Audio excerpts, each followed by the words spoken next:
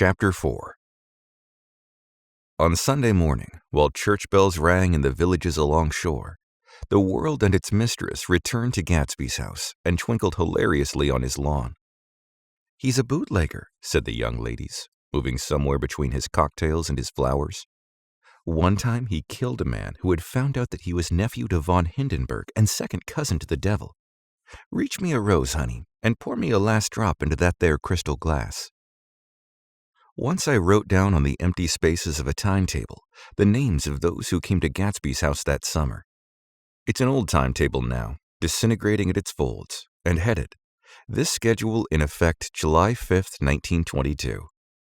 But I can still read the gray names, and they'll give you a better impression than my generalities of those who accepted Gatsby's hospitality and paid him the subtle tribute of knowing nothing whatever about him. From East Egg, then, came Chester Beckers and the Leaches, and a man named Bunsen, whom I knew at Yale, and Dr. Webster Civet, who was drowned last summer up in Maine, and the Hornbeams, and the Willie Voltaires, and a whole clan named Blackbuck, who always gathered in a corner and flipped up their noses like goats at whosoever came near, and the Ismays and the Christies, or rather Hubert Auerbach and Mr. Christie's wife, and Edgar Beaver, whose hair, they say, turned cotton white one winter afternoon for no good reason at all. Clarence Endive was from East Egg, as I remember. He came only once, in white knickerbockers, and had a fight with a bum named Eddie in the garden. From further out on the island came the Cheadles and the O.R.P. Schraders, and the Stonewall Jackson Abrams of Georgia, and the Fishguards and the Ripley Snells. Snell was there 3 days before he went to the penitentiary, so drunk out on the gravel drive that Mrs. Ulysses Sweat's automobile ran over his right hand. The Danceys came too, and S.B. Whitebait, who was well over 60, and Maurice A. Flink, and the Hammerheads, and Beluga the tobacco importer, and Beluga's girls. From West Egg came the Poles and the Mulreadys, and Cecil Roebuck and Cecil Schoen, and Gulick the state senator, and Newton Orchid, who controlled films par excellence, and Eckhoust, and Clyde Cohen, and Don S. Schwartz, the son, and Arthur McMarty, all connected with the movies in one way or another, and the Catlips, and the Bembergs, and G. Earl Muldoon, brother to that Muldoon who afterwards strangled his wife. De Fontano, the promoter, came there, and Ed Legros, and James B. Rotgut Ferret, and the De Jongs, and Ernest Lilly. They came to gamble, and when Ferret wandered into the garden, it meant he was cleaned out, and Associated Traction would have to fluctuate profitable next day. A man named Klipspringer was there so often and so long that he became known as the Boarder. I doubt if he had any other home. Of theatrical people, they were Gus Ways and Horace O'Donovan and Lester Meyer and George Duckweed and Francis Bull. Also from New York were the Cromes and the Backhysons and the Denekers and Russell Betty and the Corrigans and the Kellers and the Dewars and the Scullys and S.W. Belcher and Smirks and the Young Quins, divorced now, and Henry L. Palmetto, who killed himself by jumping in front of a subway train in Times Square. Benny McClenahan arrived always with 4 girls. They were never quite the same ones in physical person, but they were so identical one with another that it inevitably seemed like they had been there before. I've forgotten their names. Jacqueline, I think, or else Consuela, or Gloria, or Judy, or June, and their last names were either the melodious names of flowers and months, or the sterner ones of the great American capitalists whose cousins, if pressed, they would confess themselves to be. In addition to all these, I can remember that Faustina O'Brien came there at least once, and that the Bedecker girls and young Brewer, who had his nose shot off in the war, and Mr. Albruxberger and Miss Haig, his fiancée, and Ardita Fitzpeters, and Mr. P. Jewett, once head of the American Legion, and Miss Claudia Hip, with a man reputed to be her chauffeur, and a prince of something, who we called Duke, and whose name, if I ever knew it, I have forgotten. All these people came to Gatsby's house in the summer. At 9 o'clock one morning late July, Gatsby's gorgeous car lurched up the rocky drive to my door and gave out a burst of melody from its 3-noted horn. It was the first time he had called on me, though I had gone to 2 of his parties, mounted in his hydroplane, and at his urgent invitation made frequent use of his beach. "Good morning, old sport. You're having lunch with me today, and I thought we'd ride up together." He was balancing himself on the dashboard of his car with that resourcefulness of movement that is so peculiarly American, that comes, I suppose, with the absence of lifting work or rigid sitting in youth, and even more, with the formless grace of our nervous, sporadic games. This quality was continually breaking through his punctilious manner in the shape of restlessness. He was never quite still. There is always a tapping foot somewhere, or the impatient opening and closing of a hand. He saw me looking with admiration at his car. "It's pretty, isn't it, old sport?" He jumped off to give me a better view. "Haven't you ever seen it before?" I'd seen it. Everyone had seen it. It was a rich cream color, bright with nickel, swollen here and there in its monstrous length with triumphant hat boxes and super boxes and tool boxes, and terraced with a labyrinth of windshields that mirrored a dozen suns.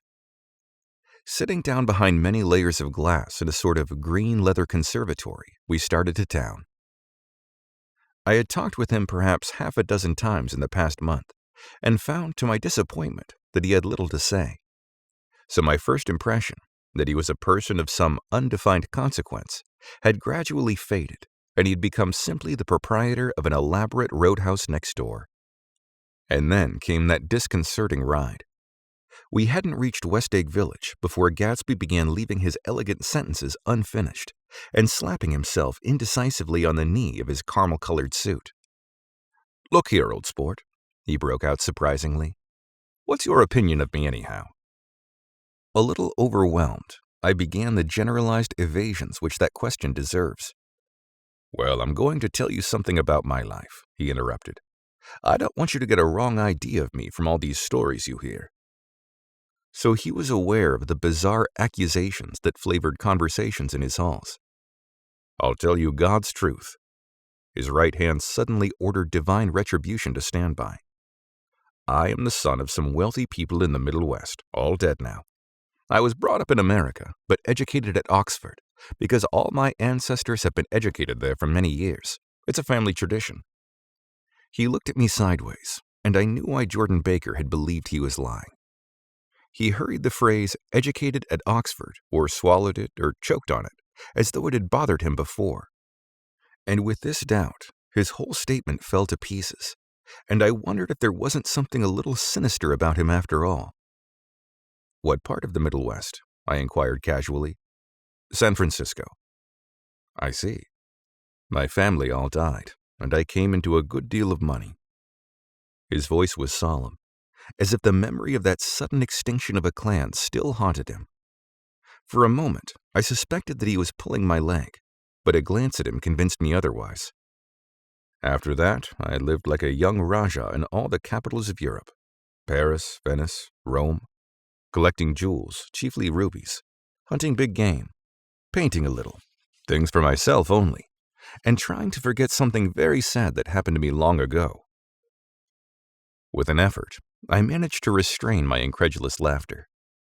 The very phrases were worn so threadbare that they evoked no image except that of a turbaned character leaking sawdust at every pore as he pursued a tiger through the Bois de Boulogne.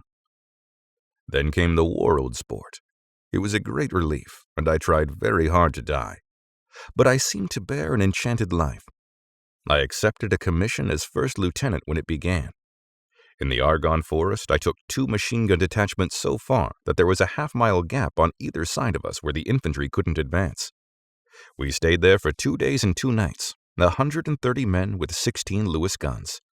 And when the infantry came up at last, they found the insignia of 3 German divisions among the piles of dead. I was promoted to be a major, and every Allied government gave me a decoration, even Montenegro. Little Montenegro down in the Adriatic Sea. Little Montenegro. He lifted up the words and nodded at them with a smile. The smile comprehended Montenegro's troubled history and sympathized with the brave struggles of the Montenegrin people. It appreciated fully the chain of national circumstances which had elicited this tribute from Montenegro's warm little heart. My incredulity was submerged in fascination now. It was like skimming hastily through a dozen magazines. He reached into his pocket, and a piece of metal slung on a ribbon fell into my palm.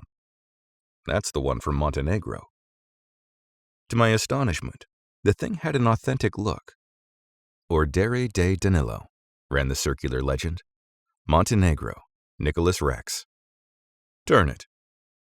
Major Jay Gatsby, I read. For valor extraordinary. Here's another thing I always carry. A souvenir of Oxford days. It was taken in Trinity Quad. The man on my left is now the Earl of Doncaster. It was a photograph of half a dozen young men in blazers loafing in an archway through which were visible a host of spires. There was Gatsby, looking a little, not much younger, with a cricket bat in his hand. Then it was all true. I saw the skins of tigers flaming in his place on the Grand Canal. I saw him opening a chest of rubies to ease with their crimson-lighted depths, the gnawings of his broken heart. I'm going to make a big request of you today, he said, pocketing his souvenirs with satisfaction. So I thought you ought to know something about me. I didn't want you to think I was just some nobody. You see, I usually find myself among strangers because I drift here and there, trying to forget the sad thing that happened to me. He hesitated. You'll hear about it this afternoon. At lunch? No, this afternoon. I happen to find out that you're taking Miss Baker to tea. Do you mean you're in love with Miss Baker? No, old sport, I'm not. But Miss Baker has kindly consented to speak to you about this matter. I hadn't the faintest idea what this matter was, but I was more annoyed than interested. I hadn't asked Jordan to tea in order to discuss Mr. Gatsby. I was sure the request would be something utterly fantastic, and for a moment I was sorry I'd ever set foot upon his overpopulated lawn. He couldn't say another word. His correctness grew on him as we neared the city. We passed Port Roosevelt, where there was a glimpse of red-belted ocean-going ships, and sped along a cobbled slum lined with the dark, undeserted saloons of the faded gilt 1900s. Then the Valley of Ashes opened out on both sides of us, and I had a glimpse of Mrs. Wilson straining at the garage pump with panting vitality as we went by. With fenders spread like wings, we scattered light through half Astoria. Only half, for as we twisted among the pillars of the elevated, I heard the familiar jug jug spat of a motorcycle, and a frantic policeman rode alongside. All right, old sport, called Gatsby. We slowed down. Taking a white card from his wallet, he waved it before the man's eyes. Right you are, agreed the policeman, tipping his cap. Know you next time, Mr. Gatsby. Excuse me. What was that? I inquired. The picture of Oxford? I was able to do the commissioner a favor once, and he sends me a Christmas card every year. Over the great bridge, with the sunlight through the girders making a constant flicker upon the moving cars, with the city rising up across the river in white heaps and sugar lumps, all built with a wish out of non-olfactory money. The city scene from the Queensboro Bridge is always the city scene for the first time, in its first wild promise of all the mystery and the beauty in the world. A dead man passed us in a hearse heaped with blooms, followed by 2 carriages with drawn blinds, and by more cheerful carriages for friends. The friends looked out at us with the tragic eyes and short upper lips of southeastern Europe, and I was glad that the sight of Gatsby's splendid car was included in their somber holiday. As we crossed Blackwell's Island, a limousine passed us, driven by a white chauffeur, in which sat 3 modish Negroes, 2 bucks and a girl. I laughed aloud as the yolks of their eyeballs rolled toward us in haughty rivalry. Anything can happen now that we've slid over this bridge, I thought. Anything at all. Even Gatsby could happen, without any particular wonder. Roaring noon, in a well-fanned 42nd Street cellar, I met Gatsby for lunch. Blinking away the brightness of the street outside, my eyes picked him out obscurely in the anteroom, talking to another man. Mr. Carraway, this is my friend Mr. Wolfsheim. A small flat-nosed Jew raised his large head and regarded me with 2 fine growths of hair which luxuriated in either nostril. After a moment, I discovered his tiny eyes in the half-darkness.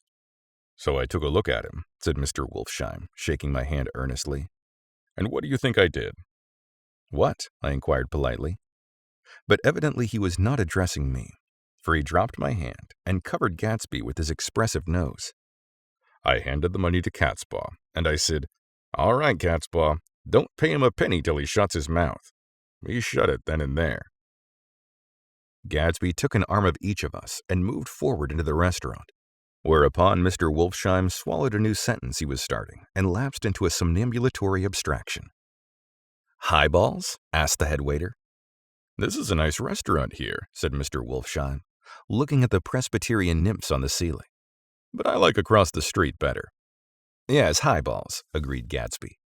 And then to Mr. Wolfsheim, "It's too hot over there." "Hot and small, yes," said Mr. Wolfsheim, "but full of memories." "What place is that?" I asked. "The old Metropole," said Gatsby. "The old Metropole," brooded Wolfsheim gloomily. "Filled with faces dead and gone.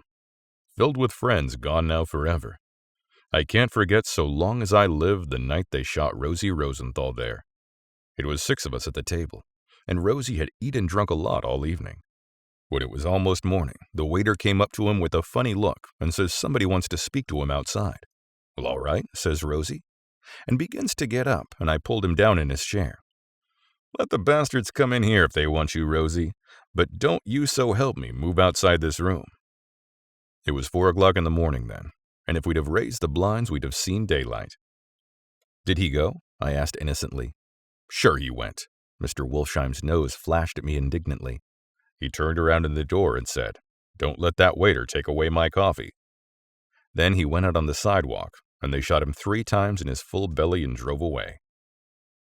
4 of them were electrocuted, I said, remembering. 5, with Becker. His nostrils turned to me in an interested way. I understand you're looking for a business connection. The juxtaposition of these 2 remarks was startling. Gatsby answered for me. Oh no, he exclaimed. This isn't the man. No? Mr. Wolfsheim seemed disappointed. This is just a friend. I told you we'd talk about that some other time. I beg your pardon, said Mr. Wolfsheim. I had a wrong man. A succulent hash arrived, and Mr. Wolfsheim, forgetting the more sentimental atmosphere of the old metropole, began to eat with ferocious delicacy. His eyes, meanwhile, roved over slowly all around the room. He completed the arc by turning to inspect the people directly behind. I think that except for my presence, he would have taken one short glance beneath our own table. Look here, old sport, said Gatsby, leaning toward me. I'm afraid I made you a little angry this morning in the car. There was the smile again, but this time I held out against it. I don't like mysteries, I answered, and I don't understand why you won't come out and frankly tell me what you want. Why has it all got to come through Miss Baker? Oh, it's nothing underhand, he assured me. Miss Baker's a great sportswoman, you know, and she'd never do anything that wasn't all right. Suddenly he looked at his watch, jumped up, and hurried from the room, leaving me with Mr. Wolfsheim at the table. He has to telephone, said Mr. Wolfsheim, following him with eyes. Fine fellow, isn't he? Handsome to look at, and a perfect gentleman. Yes. He's an Oxford man. Oh. He went to Oxford College in England. You know Oxford College? I've heard of it. It's one of the most famous colleges in the world. Have you known Gatsby for a long time? I inquired.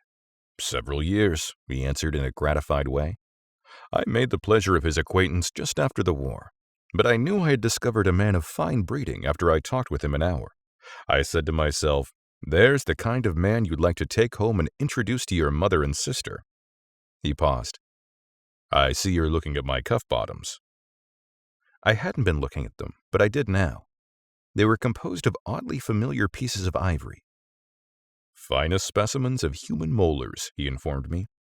Well, I inspected them. That's a very interesting idea. Yeah. He flipped his sleeves up under his coat. Yeah, Gatsby's very careful about women. He would never so much as look at a friend's wife. When the subject of this indistinctive trust returned to the table and sat down, Mr. Wolfsheim drank his coffee with a jerk and got to his feet. I have enjoyed my lunch, he said, and I'm going to run off from you 2 young men before I outstay my welcome. Don't hurry, Meyer, said Gatsby without enthusiasm. Mr. Wolfsheim raised his hand in a sort of benediction. You are very polite, but I belong to another generation, he announced solemnly. You sit here and discuss your sports and your young ladies and your... He supplied an imaginary noun with another wave of his hand.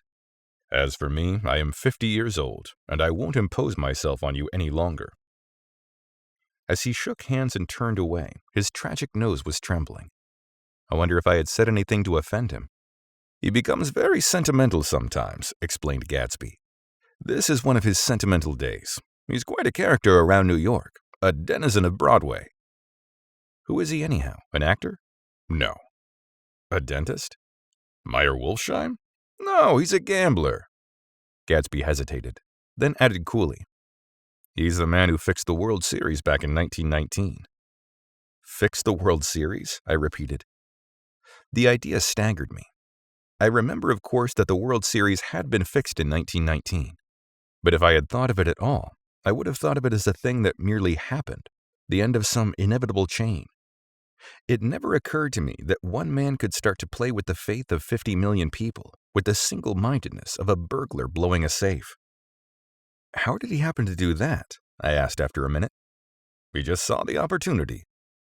"Why isn't he in jail?" "They can't get him, old sport. He's a smart man." I insisted on paying the check.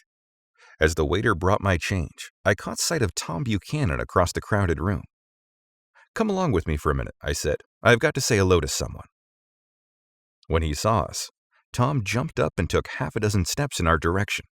"Where have you been?" he demanded eagerly. "Daisy's furious because you haven't called up." "This is Mr. Gatsby, Mr. Buchanan." They shook hands briefly, and a strained, unfamiliar look of embarrassment came over Gatsby's face. "How have you been, anyhow?" demanded Tom of me. "How'd you happen to come up this far to eat?"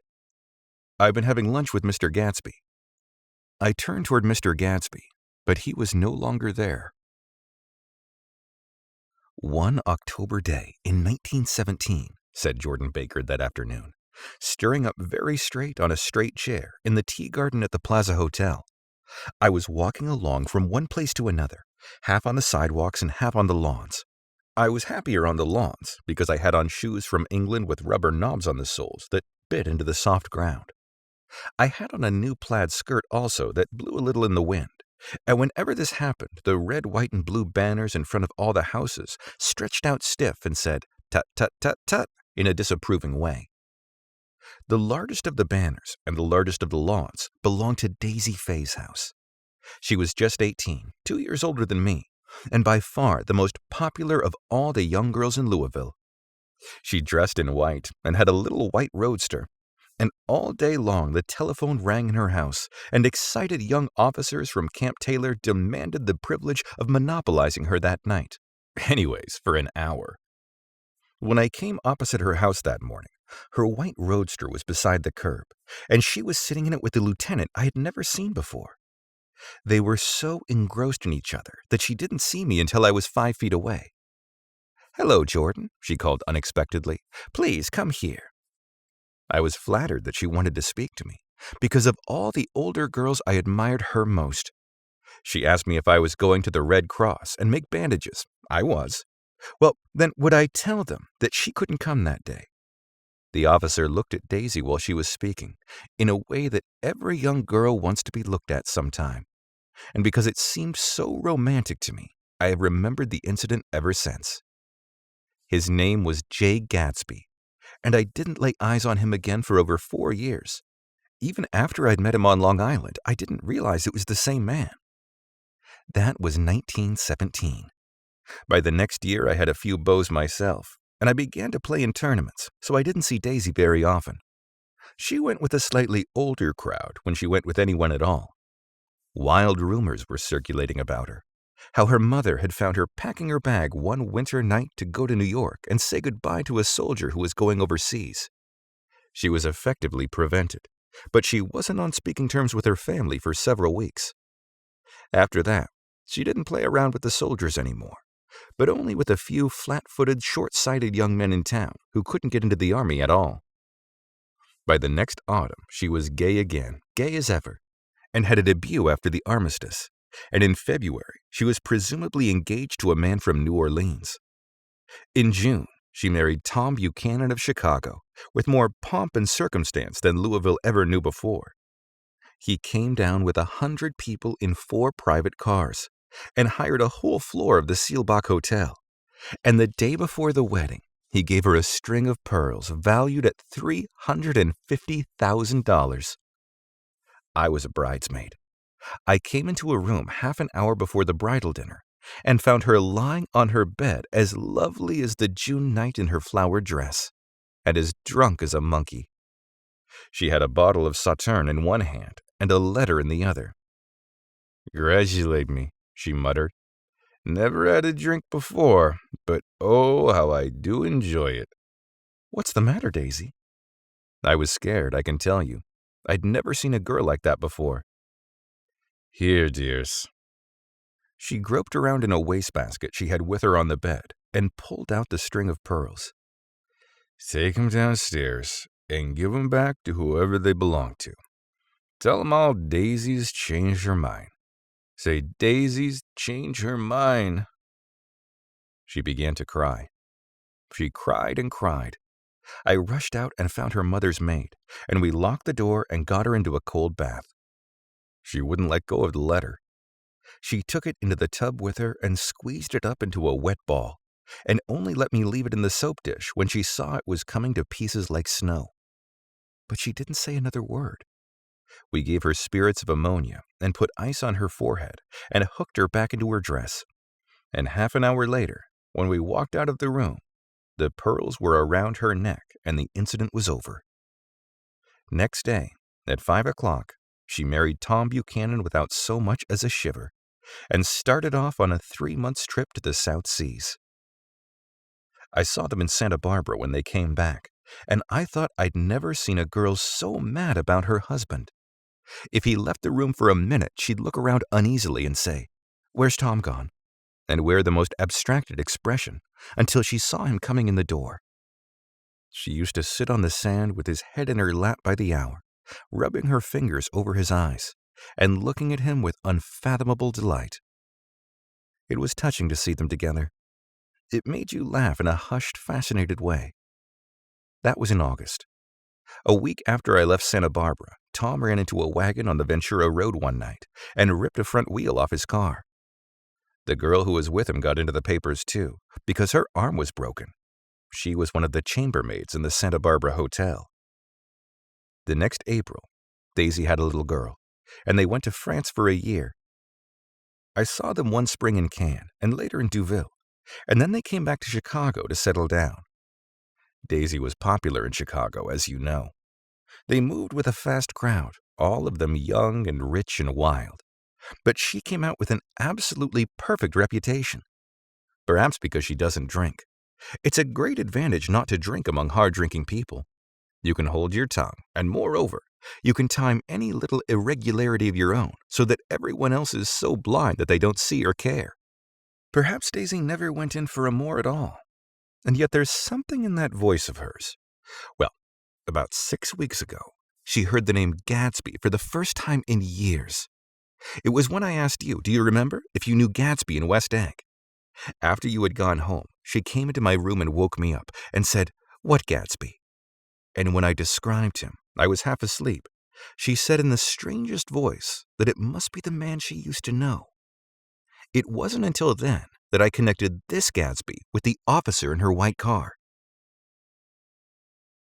When Jordan Baker had finished telling all this, we had left the plaza for half an hour and were driving in a Victoria through Central Park.